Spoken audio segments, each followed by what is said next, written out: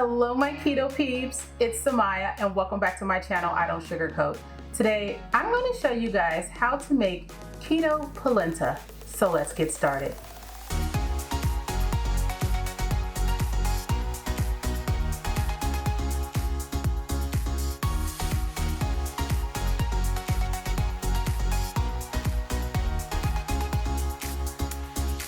Before we begin, today's video is sponsored by Lupins for Life and Wholesome Provision.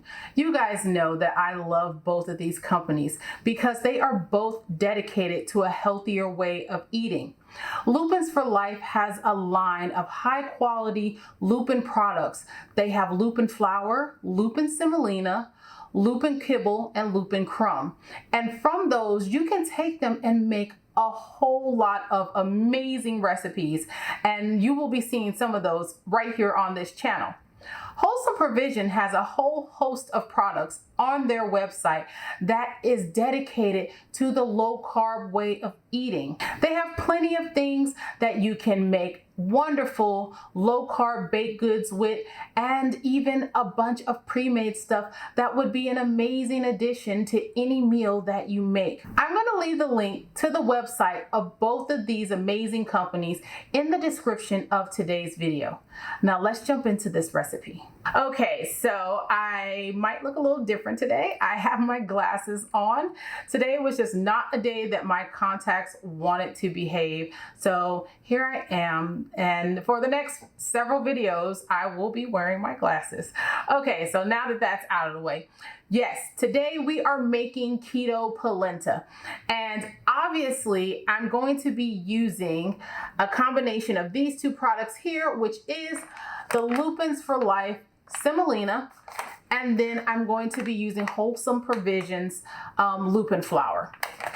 And the reason why I'm adding Lupin Flour into the mixture of this here semolina is because it makes it more like a cornmeal texture. So that's why I've done that. So in my bowl here, I have 3/4 of a cup of some Lupin Semolina, and then I have just 1/4 of a cup of some Lupin Flour for a total of 1 cup here. And so I will have the proper weight for this in grams listed with the ingredients in the description of this video. But this is going to be a total of just 1 cup of the combination of Lupin Semolina and the Lupin Flour. So now what we want to do is, I have myself a little mini slow cooker here. It's Captain America. I really love Marvel, you guys.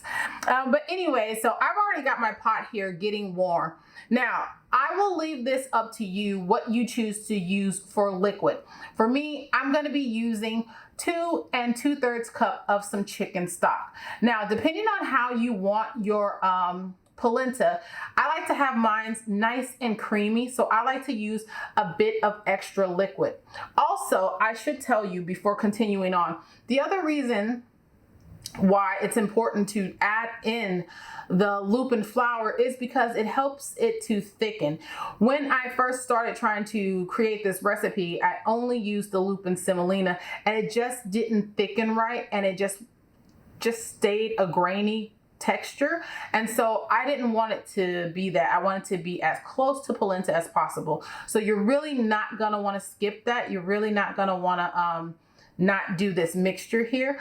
But if you want to give it a try and see if that's more to your speed, you are more than welcome to. Okay, back to it. So I have 2 2/3 cup of some chicken stock here, but you can use water or beef stock or whatever it is you prefer. Now, I would probably say don't go less than 2.5 cups of liquid, because it would be really, really thick then. The other thing is, I'm choosing to make this in a slow cooker because I feel like the texture comes out better, but you can absolutely do this on your stove. It'll take somewhere between 45 minutes to an hour, and you're going to need to stir it more consistently than what you would need to do if it's in a slow cooker. The other thing is, it offers you the option to put it in and just kind of forget it for a few hours. So I will leave it up to you how you choose to make it. If you do it on the stove, you're going to want to make sure you keep it on a nice low medium setting, so you know it doesn't boil too much. You don't want it to cook too fast, because it's just not going to get to that proper texture that you're looking for. But again, that is something I will leave up to you. So what I've done is I've heated up my liquid here and got it all nice and hot, all nice and warm. Oh, also in here is 1 teaspoon of some sweet corn extract that I personally think it's very important because it helps with the taste. It helps it to taste more like, you know, cornmeal. So I would suggest doing anywhere between 1 to 2 teaspoons. If you want to do a little bit less, you're more than welcome to. But I find for me that I like it at 1 teaspoon because I'm going to be adding cheese to this later. So I really don't want to overpower it with the taste of the sweet corn extract. So I just use 1 teaspoon, but again, I will leave that up to you guys. And I've already got my slow cooker here preheating because I don't want this to be cold, the inner bowl to be cold and then adding the hot liquid to it. So it's already been preheating nicely. And I'm just gonna pour that in there like so. And now with that in there, we're just gonna add this in and whisk it all together.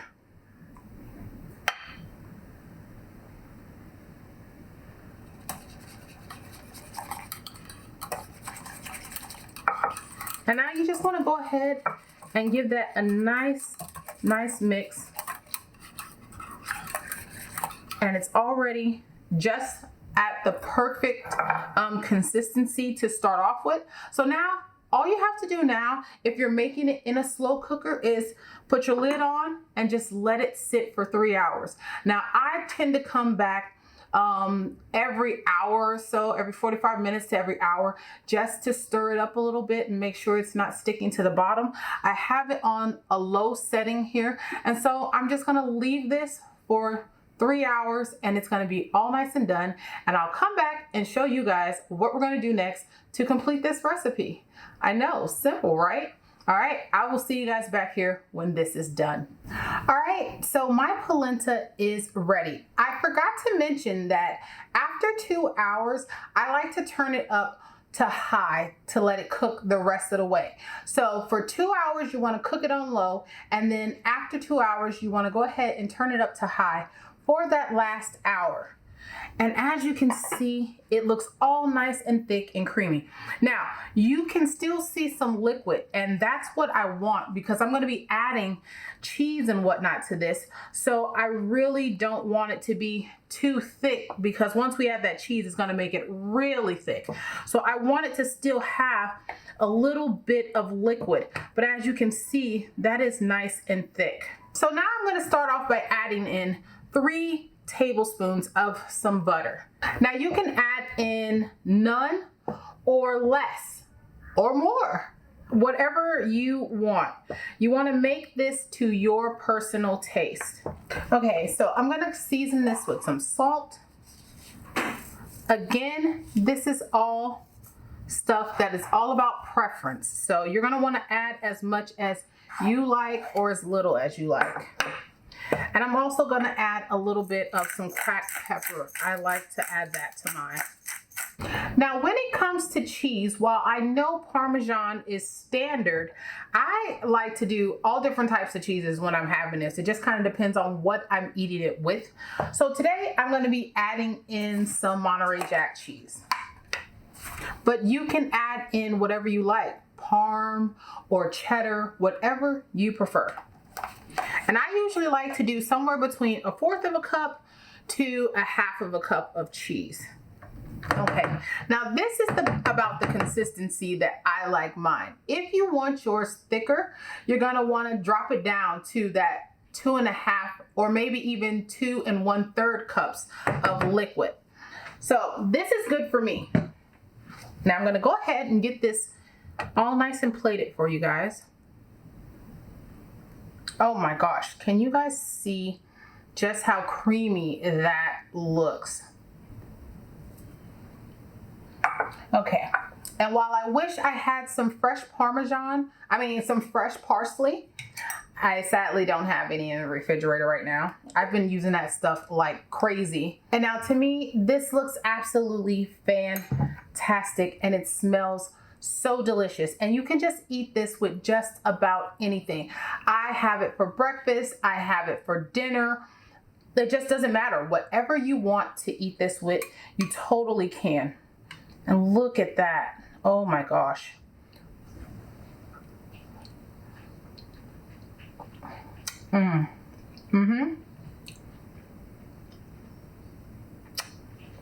Yes. Oh my gosh. It's so rich with the cheese, and you can taste the chicken broth and stuff. It's just it all comes together so beautifully. I really do love this stuff. I really do. And what I'm gonna do with this now, since I'm about to wrap up my filming for the day, I'm gonna make a couple pieces of bacon. I'm gonna make a couple pieces of bacon. I'm gonna chop it up and I'm gonna throw it in here. I'm gonna eat this for breakfast, you guys. But yeah, this is Keto Lupin Polenta. I hope you guys try it. I hope you guys love it. I know I love it. But that's gonna be all I got for you today. So if you like this video, please hit that like button for me. And if you're new here, don't forget to click that subscribe button and don't forget to ding the little bell so you can get notifications every time I upload a new video. And until next time, you guys, bye.